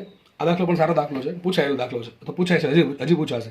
શું કહે? જો L લંબાઈના તારનો અવરોધ R છે. મને કોઈ વાંધો નથી એનાથી. આમ કહે, જો આવું કહે છે, એક L લંબાઈનો તાર છે, એનો અવરોધ R છે. કઈ વાંધો નહીં. આગળ લખે છે. હવે તમે ખબર છે, આવું બહુ કરે. એ તાર હોય ને વર્તુળાકારમાં વાળે દે, એટલે શું બને? રિંગ બની ગઈ. બરાબર કે નહીં? તારને વર્તુળમાં વાળો શું બને? રિંગ બને, તકતી બને. વિચારીને કહો. એટલે વિચારવાનું છે તમારે કે તાર છે એને તમે સિમ્પલ વર્તુળાકાર વાળી દો છો તો ડેફિનેટલી રિંગ જ બનવાનું છે. તકતી ક્યાંથી બને? તકતી અંદર મટીરિયલ ક્યાં લેવા જશો? બરાબર છે? બીજું અલગથી મટીરિયલ જોડી દો સાઈડમાં વચ્ચે, તો અલગ વસ્તુ છે કે તારને વર્તુળાકાર વાળીને તારના બે છેડાઓ, જો લખ્યું છે આવું કે તારને વર્તુળાકાર વાળ્યો, આખો સંપૂર્ણ વર્તુળાકાર વાળી દીધો. બરાબર છે? એટલે હવે એવું કહે છે કે તારને વર્તુળાકાર વાળીને તારના બે છેડા કયા છે? બે બિંદુઓ, સોરી, A ને B. ઓકે, તારને વર્તુળાકાર વાળ્યો, પછી એના બે બિંદુ છે, કોઈ પણ બે બિંદુ A ને B, કે છે કેન્દ્ર O સાથે. કેન્દ્ર O કે અહીંયા કે હશે? આનું સેન્ટર છે. ઓકે, આ રિંગનું સેન્ટર થઈ ગયું. માનો કે આ રિંગનું સેન્ટર O છે. તો કેમ કહે છે? આ તાર વર્તુળ બનાવી દીધું, એક રિંગ બનાવી નાખી. હવે શું કરવાનું? એના પર બે બિંદુ એવા લેવાના છે A ને B કે જે કેન્દ્ર O સાથે 90 ડિગ્રી ખૂણો બનાવે. મતલબ શું થાય? તમે A ને છે ને O સાથે જોડો અને B ને તમે O સાથે જોડો તો 90 ડિગ્રી ખૂણો બને. ટૂંકમાં બંને બિંદુઓ કેન્દ્ર સાથે 90 ડિગ્રીનો ખૂણો બનાવે. એ રીતે શું કરવાનું છે? બેટરી જોડવાની છે. આ એ બિંદુ, માનો કે આ બિંદુ A છે ને આ બિંદુ B છે. ઘણા કહેશે અહીંયા લો તો કંઈ વાંધો નહીં. અહીંયા A બિંદુ લીધું, અહીંયા B બિંદુ લીધું, બે કેટલો ખૂણો બનાવે? 90 ડિગ્રી ખૂણો બનાવે. તો બિંદુ અહીંયા લો, કોઈ ફરક પડે નહીં. હવે શું કરવાનું છે? બેટરી જોડવાની. ચલો બેટરી જોડી દીધી. હવે બેટરીમાં તમે ગમે ધન છેડો જોડી શકો, ગમે ઋણ છેડો જોડી. એવું કંઈક ચોખ્ખોટ પાડી છે નહીં. માનો કે બેટરી આપણે 20 વોલ્ટની બેટરી જોડી દીધી. A પોઈન્ટ સાથે ને B પોઈન્ટ સાથે. માનો કે A પોઈન્ટ છે એને આપણે ધન સાથે જોડવાનું, B પોઈન્ટ છે ને ઋણ સાથે જોડ્યું, એટલે બેટરી જોડી દીધી. શું થશે? સર્કિટ કમ્પ્લીટ થઈ ગઈ. દેખાય છે ને? સર્કિટ કમ્પ્લીટ થઈ ગઈ. સર્કિટ કમ્પ્લીટ એટલે શું થાય? પ્રવાહ ઉત્પન્ન થશે બેટરીમાં, સોરી, પ્રવાહ છે પસાર થશે સર્કિટમાં. આગળ વધીએ તો બંને તારમાં વહેતા પ્રવાહનો ગુણોત્તર શોધો. અને આ કિસ્સામાં સમતુલ્ય અવરોધ પણ, ચલો અવરોધ પણ શોધવાનું છે આપણે, સમતુલ્ય. અને બંને કિસ્સામાં એટલે સોરી બંને તાર, જો બે તાર છે આપણી પાસે. આ ફર્સ્ટ તાર આ રહ્યો અને બીજો તાર અહીંયા રહ્યો. દેખાય છે? વિચારો, અહીંથી આ પ્રવાહ, સમજો આવું કરવાનું છે. અહીંથી આ પ્રવાહ આવે છે. અહીં કેટલો પ્રવાહ છે? આયા જશે. વિચારો, હવે સમજો, થોડોક પ્રવાહ ઉપર જશે. કેટલો ઉપર ગયો? ધારો કે I1 ઉપર ગયો, તો અહીંથી ફાટા પડે છે. થોડોક પ્રવાહ ઉપર જાય, થોડોક પ્રવાહ નીચે જાય. ઘણા કહેશે ગોળ છે એટલે તકલીફ પડે. અરે ભાઈ શું ફરક પડે આપણને, ગોળ સીધું હોય બરાબર. તો આ પ્રમાણે થોડોક પ્રવાહ અહીંયા ગયો, બી ફરી પાછો આવશે અને થોડોક પ્રવાહ નીચે જશે. કેટલો પ્રવાહ જશે નીચે? આઈ માઇનસ આઈ વન. કેટલો જાય? આઈ માઇનસ આઈ વન. કિર્ચોફનો પહેલો નિયમ બરાબર છે. તો આઈ માઇનસ આઈ વન પ્રવાહ નીચે ગયો, તો અહીંથી કેટલો પ્રવાહ ગયો? ઉપરથી આઈ વન બી પોઈન્ટ પર આવશે, આઈ વન આવશે. અહીંથી કેટલો આવશે? સામેથી આઈ માઇનસ વન. કરો બેનો સરવાળો, શું થાય? આઈ વન પ્લસ આઈ માઇનસ વન શું આવશે? આઈ પ્રવાહ પાછો બેટરીને મળી ગયો. સર્કિટ આપણે આખી કમ્પ્લીટ થઈ ગઈ. આને કહેવાય સંપૂર્ણ સર્કિટ. હવે વિચારવાનું એ છે, સમજો તમે, હું એમ કહું મારી પાસે બે તાર છે. જો આ તાર આગલા ડિગ્રીનો તાર છે 270 ડિગ્રીનો તાર, અને નીચે બીજો તાર છે 90 ડિગ્રીનો. આ તાર આ બે શ્રેણીમાં સમાંતરમાં જોઈને ખબર પડે સમાંતરમાં છે. કારણ શું? આ પોઈન્ટ પરથી પ્રવાહના બે ભાગ પડે છે. જો શ્રેણીમાં હોય તો પ્રવાહ સરખો હોવો જોઈએ, બરાબર છે કે નહીં? ભાઈ તો પ્રવાહના ભાગ પડ્યા તો એક કામ કરી નાખો, આને પેલો ઉપરનો તાર કહી દઉં, નીચેનો બીજો તાર કહી દઉં, બરાબર છે. માનો કે આનો અવરોધ R1 છે, આનો અવરોધ R2 છે, તો R1 ને R2 શેમાં છે? સમાંતરમાં છે. શેમાં છે? સમાંતરમાં છે. હવે વિચારવાનું છે, સમજો આ બધું શરૂ ક્યાંથી અહીંથી થયું હતું? એલ લંબાઈ હતી, અવરોધ કેટલો હતો? R હતો. ચલો હવે આપણે સમજીએ. જો હવે આનો અવરોધ કેમ થતું? કંઈ નહીં, જો આ આખો તાર જ છે ને, આ શું આખો તાર જ છે. તાર કોના અવરોધ કોના પર ડિપેન્ડ કરે? તો R બરાબર હોય રોયલ અપોન. શું હોય? R બરાબર રોયલ અપોન એરિયા. મને એમ કહો તમે તારને વર્તુળાકાર વાળી દો તો એરિયા વધે ઘટે? અરે ટોપા કંઈ ફરક ન પડે. એરિયામાં શું ફરક પડે? માનો કે તમારી પાસે એક mm સ્ક્વેરનો આરસી ધરાવતો તાર છે, બરાબર? 1 mm નો એરિયા ધરાવતો 1 mm સ્ક્વેરનો. તમે વર્તુળાકાર અવરોધ વધ્યો, સોરી એરિયા વધે ઘટે? અરે કંઈ ફરક ન પડે. રો તો મટીરિયલ પર ડિપેન્ડ કરે. મટીરિયલ થોડું બદલી જાય. તમે તાર હોય ને રિંગ બનાવી નાખો તો શું લોખંડનું સોનું થઈ જાય? તો એ ધંધો ચાલુ કરી દેવાય, ભણવાનું બંધ કરી દેવાય, બરાબર કે નહીં? તો રોમાં કંઈ ફરક ન પડે, એરિયામાં ફરક ન પડે. મતલબ સાબિત શું થયું? R પ્રપોર્શનલ ટુ એલ છે. ઘણા ગોખી નાખો અહીંયા R પ્રપોર્શનલ ટુ એલ. અરે ટોપા વાયત તો કરો. આ ક્યારે કામમાં લાગે? જ્યારે તારને ખેંચો કે એને દબાવો તો જ કામમાં લાગશે. બાકી દરેક જગ્યાએ પાછું લાગુ નહીં પડે. યાદ રાખજો, ક્યારે લાગુ પડે? R proportional to L square. તારને ખેંચીને લંબાઈ વધારો અથવા તારને દબાવવાથી લંબાઈ ઘટે તો સૂત્ર લાગુ પડે. અને માનો કે તમને લંબાઈ નથી આપી તો શું આપ્યું? એરિયા આપ્યો છે અથવા ત્રિજ્યા આપી હોય, R પ્રપોર્શનલ ટુ 1/r². આવું બધું કામમાં લાગે. આ બધું ક્યારે કામમાં લાગશે? આ સૂત્ર તારને ખેંચવામાં આવે કે દબાવવામાં આવે ત્યારે. અહીં સિમ્પલ શું કર્યું છે? વર્તુળાકાર વાળો છે, આમાં ક્યાં દબાવવાની ખેંચવાની વાત આવે છે? તો R પ્રપોર્શનલ ટુ શું આવશે? એલ આવશે. સૂત્ર આખું કયું? રો એલ બાય એરિયા અચળ, એલ અચળ, સોરી એરિયા અચળ અને રો અચળ. તો R પ્રપોર્શનલ ટુ એલ છે. તો મતલબ શું થયો? જે તારની લંબાઈ વધારે એ તારનો અવરોધ વધારે. જે તારની લંબાઈ વધારે એ તારનો અવરોધ વધારે. હવે તમારે વિચારવું હોય તો આ ત્રિજ્યા કેટલી હશે? ચલો આ તો ઘણી બધી વખત કરી દીધું છે. કોની ત્રિજ્યાની વાત કરું? આ ત્રિજ્યાની વાત કરું. આ ત્રિજ્યા આજે રિંગ બની ને, રિંગ તો લખું છું અહીંયા વર્તુળાકાર રિંગની ત્રિજ્યા. રિંગની ત્રિજ્યા. ચલો રિંગની ત્રિજ્યા શું આવશે? શોધવી છે મારે.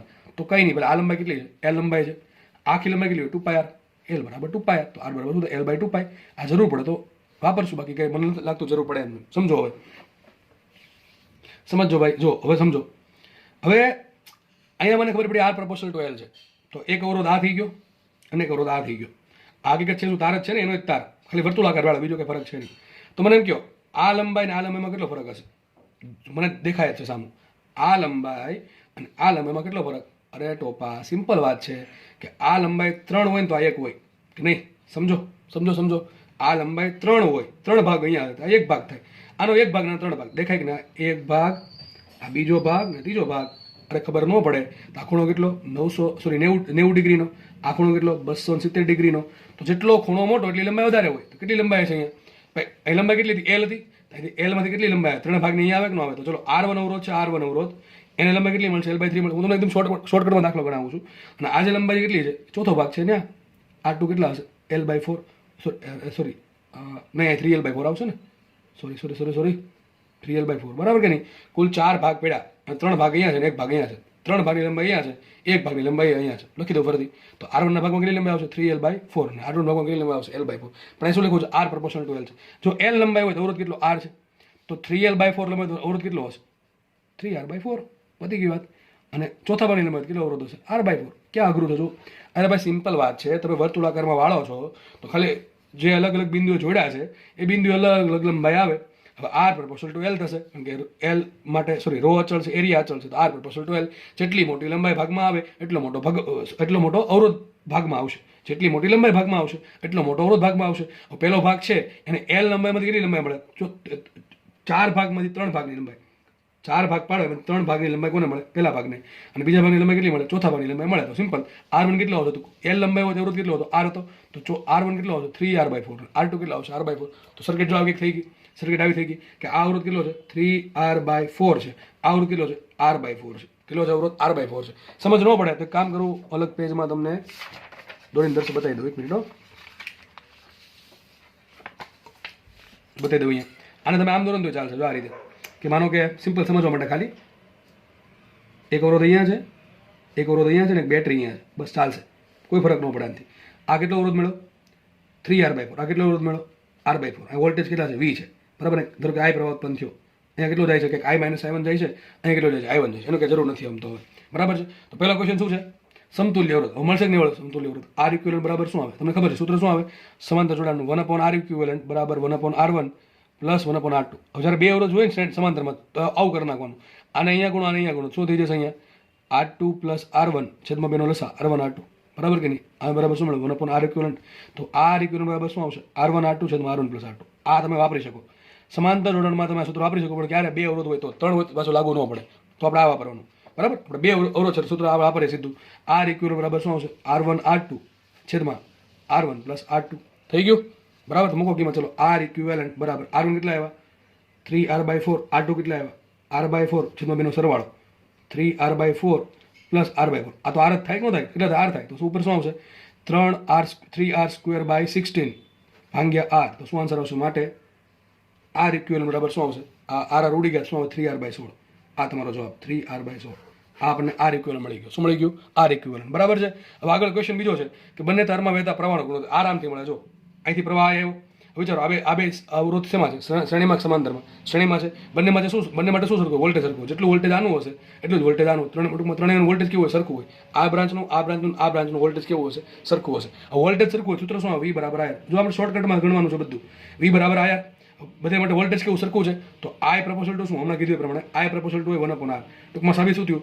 જેનો અવરોધ મોટો એનો પ્રવાહ નાનો. જેનો અવરોધ મોટો એનો પ્રવાહ નાનો. હવે કુલ પ્રવાહ I છે. કુલ પ્રવાહ કેટલો છે? I છે. એના હું 4 ભાગ પાડું, બરાબર? કુલ પ્રવાહ I છે ને 4 ભાગ પાડું. કેમ? છેદમાં 4 છે, અથવા અવરોધના 4 ભાગ પડે એટલા માટે. અને કુલ 4 ભાગ પાડું તો અહીં કેટલો ભાગ જાય? 3 ભાગ જાય. તો અહીં કેટલા આવે? 3I/4 કરંટ આવશે. અહીંયા કરંટ આવશે I/4. ખબર ન પડે, ફરતી કહું, I પ્રપોર્શનલ ટુ R છે. મતલબ સાબિત શું થયું? અરે એમ ખબર ન પડે. આટલું કરી શકો તમે કે V બરાબર શું લખાય? I1 R1, બરાબર છે? V બરાબર શું લખાય? I2 R2. ઓકે, તો V એમ રાખો. ચલો, V એમ રાખો. I1 શું આવે? I1 શોધવાના છે. R1 શું આવ્યા? 3R/4. થઈ ગયું? ન થઈ ગયું? તો જોવા દો અહીંયા. ચલો, 4V/3R is equal to I1. અને V અહીંયા શું આવશે? V બરાબર I2. જો આ બધી લાંબી રીત છે, અમે તમે શોર્ટકટમાં કીધી. આ બધી કરવાનું ન હોય, તમને સમજાવવા માટે કરું છું. R2 શું છે? R/4. તો શું આવશે? 4V/R બરાબર આવશે I2. પણ મારે I2 અને I1 શોધવાનું છે. V સ્વરૂપે શોધવાના છે. V ને I સ્વરૂપે. તે કામ કરો, આ બેનો સમતુલ્ય અવરોધ કેટલો છે? એ બેનો સમતુલ્ય અવરોધ મળ્યો 3R/16. જો બધી લાંબી રીત છે, જે કહું છું, આપણે કરવા થતી નથી, બરાબર છે? તો હું કરી શકું? આ બે અવરોધ કાઢી નાખું. આ બે અવરોધ કાઢીને જગ્યાએ શું જોડી દઉં? ખાલી 3R/16 જોડી દઉં.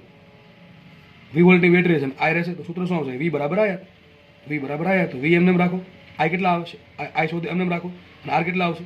R આવશે 3R/16. તે કામ કરો હવે તમે, જ્યાં તમને V દેખાય ને આટલું મૂકી દો. અહીંયા V દેખાઈને શું મૂકો? 3RI/16. અહીંયા શું મૂકો? V દેખાઈને શું મૂકી દો? 3RI/16. કરશો ને તમે I1 એટલો જ આવશે. I1 તમારું ક્યાં ગયો? હા, અહીંયા લખ્યું છે. આ જે નીચેનો અવરોધ છે ને આવડો, એમાં આપણે કેટલો અવરોધ આપ્યો? આને I1 કીધો છે, આને I1 કીધો છે, આને I2 કીધું. તમારે સેમ આન્સર આવી જશે. અથવા હવે હું તમને કહું છું શોર્ટકટ રીતે યાદ રાખ્યો. આમ ફરતી કહું છું, વિચારો કે I પ્રપોઝલ ટુ 1/R છે. જેટલો અવરોધ મોટો એટલો પ્રવાહ નાનો. આના કરતાં 3 ગણો અવરોધ છે. આના કરતાં 3 ગણો અવરોધ છે. સિમ્પલ ખબર પડે. આના કરતાં અહીંયા 3 ગણો અવરોધ છે. તો જેટલો અવરોધ વધારે એટલો પ્રવાહ ઓછો આવશે. આના ભાગમાં પ્રવાહ ઓછો છે, આના ભાગમાં પ્રવાહ વધારે જશે, બરાબર કે નહીં? તો જેમ આપણી પાસે અવરોધ હતો R નો, એમાં ત્રીજા ભાગનો 4 ભાગમાંથી 3 ભાગનો અવરોધ અહીંયા છે અને 1 ભાગનો અવરોધ અહીંયા છે. એનાથી ઉલટું થશે. અહીંયા 3 ભાગનો અવરોધ છે અને 1 ભાગનો જ અવરોધ છે. તો મતલબ ઊંધું થશે. અહીં 3 ભાગનો પ્રવાહ અહીંયા હશે અને 1 ભાગનો પ્રવાહ અહીંયા હશે. તો અહીંયા પ્રવાહ કેટલો હશે? 3I/4. અહીંયા પ્રવાહ કેટલો હશે? I/4. જેટલો અવરોધ નાનો એટલો પ્રવાહ મોટો. સમાંતર જોડાણમાં દાખલો સોલ્વ થઈ ગયો છે. આ બધું કરવાની જરૂર નથી. હજી કહું છું, આ બધું કરશો તો બહુ લાંબી રીત થશે અને સમય ઘટે. કરતાં બેટર આમને આપણે સિમ્પલ અન્ડરસ્ટેન્ડિંગથી સ્માર્ટ વખતે સોલ્વ થતો હોય તો આ બધું સૂત્ર મૂકવાની શું જરૂર છે? આપણે મેન શું છે? સર્કિટ સોલ્વ કરવાનું, બરાબર છે? દાખલો સારો હતો, બરાબર છે? કેંગી પેજ દાખલા આપણે શું આન્સર આવશે? સમતુલ્ય અવરોધ શું આવ્યો તો આ બેનો સમાંતર કંઈક આવ્યું હતું ને, 3R/16 એવું કંઈક આવ્યું હતું. અને વહેતા પ્રવાહનો ગુણોત્તર વિચારો. અહીંયા કેટલો પ્રવાહ આવ્યો? મોટો અવરોધ, લંબાઈ વધારે, અવરોધ વધારે. અવરોધ વધારે, પ્રવાહ ઓછો. કેટલો પ્રવાહ આવશે? અહીં I/4 આવશે. અહીંયા કેટલો પ્રવાહ આવશે? અહીંયા પ્રવાહ આવશે 3I/4. તો બેનો ગુણોત્તર શું આવશે? 1:3. શું ગુણોત્તર આવશે? 1:3. ટૂંકમાં આ બ્રાન્ચમાં 1 પ્રવાહ છે, આ બ્રાન્ચમાં 3 પ્રવાહ છે. મતલબ શું થાય? કુલ 4 એમ્પિયરનો પ્રવાહ હોય તો અહીંયા 1 એમ્પિયરનો પ્રવાહ જશે નીચે, અહીંયા 3 એમ્પિયરનો પ્રવાહ જશે, અહીંયા 1 એમ્પિયરનો પ્રવાહ, અહીંયા 3 એમ્પિયરનો પ્રવાહ, બરાબર છે. અહીંયા અવરોધ કેટલો?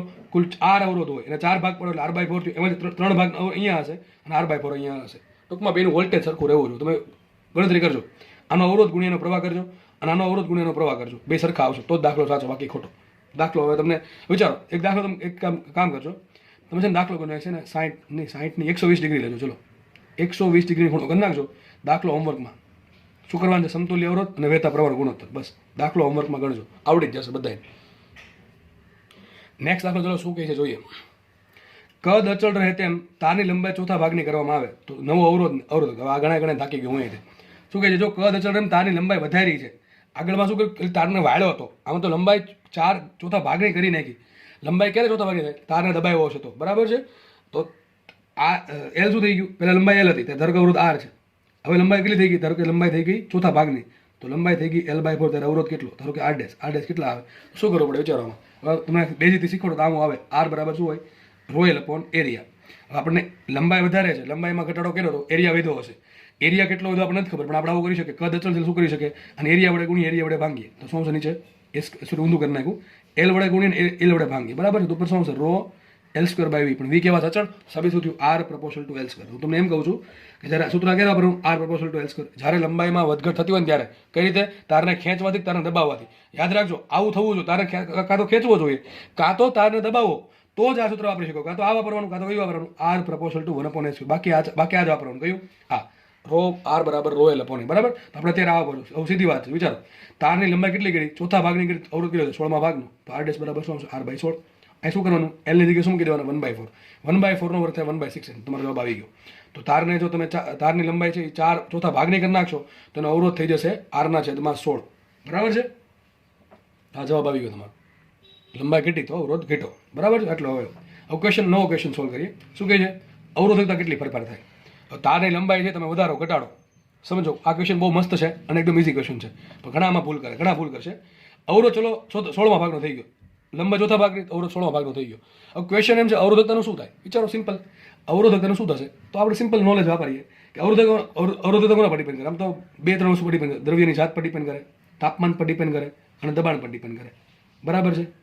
આપણે ચલો આની અસર તો અત્યારે અવગણી નાખીએ, કારણ કે આપણે તાપમાન અને દબાણ જગ્યાએ કીધું છે નહીં, પણ એક તો ખબર પડે દ્રવ્ય. વિચારો, આ પેન છે, એને હું દબાઈ દઉં અંદર, તો શું મટીરિયલ બદલી જાય? અને એનું જ રહે મટીરિયલ, તો એનું જ રહે. વિચારો ને, મટીરિયલ કેવું રહેશે? એનું જ રહેશે. મટીરિયલ એનું એ રહે તો તારને ખેંચવાથી, યાદ રાખજો, બહુ મસ્ત સવાલ છે કે તારને ખેંચવાથી કે તારને દબાવવાથી એલ વધે કે એરિયા ઘટે, ગમે થાય. એલમાં ને એમાં ગમે ફેરફાર આવે, અવરોધમાં ફેરફાર આવશે, પણ અવરોધકતામાં કોઈ ફેરફાર આવશે નહીં. કારણ કે કોના પર ડિપેન્ડ કરે? લખવાનું તમારે, તારને લંબાઈ વધારવાથી કે ઘટાડવાથી, અથવા એરિયા વધારવાથી ઘટાડવાથી દ્રવ્ય પર કોઈ અસર થાય નહીં. તાર જો લોખંડનો તો લોખંડનો રહે, સ્ટીલનો રહે, કોપરનો રહે, બરાબર છે. દ્રવ્ય કઈ બદલે નહીં, અવરોધકતા કોના પર ડિપેન્ડ કરે? અવરોધકતામાં કઈ ચેન્જ આવશે નહીં. આ સવાલમાં શું આન્સર આવશે? અવરોધકતા બદલાશે નહીં. તમે લખાઈ નાખવાનું, એનું કારણ પણ મેં સમજાવ્યું, લખી નાખો. ચલો નેક્સ્ટ ક્વેશ્ચન ફટાફટ. તારની ત્રિજ્યા n ગણી કરવામાં આવે, વધારવામાં આવે. તારની ત્રિજ્યા n ગણી કરવામાં આવે, ચાલશે આમ તો વધારવામાં પણ. તારની ત્રિજ્યા n ગણી કરવામાં આવે તો તેનો અવરોધ કેટલા ગણો થાય? સિમ્પલ. શું કરશો? ત્રિજ્યાની વાત છે, તો હવે તારની ત્રિજ્યા n ગણી કરી કઈ રીતે હશે? તારને દબાવીને ને, તારને દબાવો તો એની ત્રિજ્યા વધે, તારને કહેજો ત્રિજ્યા ઘટે. સિમ્પલ. તો સૂત્ર આવું આવે, r∝ શું 1/a². જો કે કરાવી દીધું છે. અને એ બરાબર શું થાય? મોસ્ટલી આપણે πr² રાખીએ. ત્રિજ્યા એટલે r² કેવો હોય? આવો ગોળો છે, બરાબર છે. આવો ગોળ r² છે એટલે શું થાય? ત્રિજ્યા એરિયા πr². તો a² બરાબર શું આવશે? π²r⁴. મારે અત્યારે r નું કામ છે, લખાઈશું અહીંયા a²∝r². માટે સાબિત થયું r∝ 1/, હા બરાબર, r∝ 1/, કેપિટલ અવરોધ પ્રપોર્શનલ ટુ 1/r⁴. વિચારો, n કેટલા ગણું કર્યું? n ગણું કર્યું તો શું આવશે? r' બરાબર. શું આવશે? r/n⁴. જો આ પ્રશ્ન બહુ પૂછાય, ત્રિજ્યા વાળો, તમને ડાયરેક્ટ એરિયા ન આપે, ત્રિજ્યા આપે. હવે અહીં ત્રિજ્યા જગ્યાએ વ્યાસ કરી નાખો તો કઈ ફરક ન પડે. વ્યાસ આપે સૂત્ર શું થાય? π/4d². શું થાય? ઘટાડે ક્યાંથી આવ્યું? અને r બરાબર શું થાય? d/2 શું સૂત્ર આવશે? a બરાબર આવશે π/4d². તો a² બરાબર શું આવશે? π²/16d⁴. માટે a²∝ d⁴ જ થાય, બરાબર કે નહીં? તો ત્રિજ્યા આપે કે વ્યાસ આપે, સૂત્ર સેમ જ આન્સર આવશે કે ભાઈ ત્રિજ્યા n ગણી કરી તો અવરોધ થઈ જશે r/n⁴. તમને એક એક્ઝામ્પલ આપું. માનો કે ત્રિજ્યા ડબલ કરી હોય, ત્રિજ્યા ડબલ કરી કેટલો થશે અવરોધ? 2/4, 16મા ભાગનો. ત્રિજ્યા 4 ગણી કરો તો 4 ની 4 ઘાત થાય 64, તો અવરોધ ડાયરેક્ટલી 64માં ભાગનો થઈ ગયો. અહીં એમ લખો વ્યાસ 4 ગણો તો પણ અવરોધ 64માં ભાગનો થઈ જશે. બરાબર છે. તો આવા દાખલા પૂછાય છે એકદમ લલ્લુ પપ્પુ અને આપણને આવડી જવા જોઈએ. તો આપણે આજે અહીંયા રાખીએ. નેક્સ્ટ લેક્ચરમાં આપણે આગળ વધશું.